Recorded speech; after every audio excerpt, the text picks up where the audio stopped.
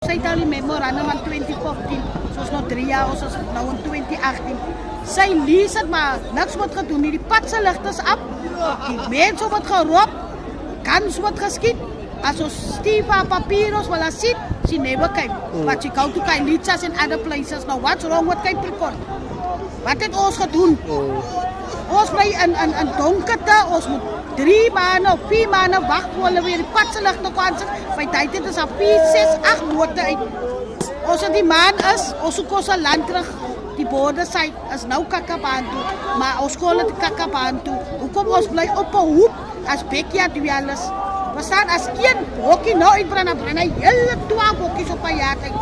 Ons soek huise, ons soek 'n highschool vir ons kinders. Hoekom moet ons kinders van vrygrond aan so ver gaan Steenbok, dan moet ons nog transport ook betaal?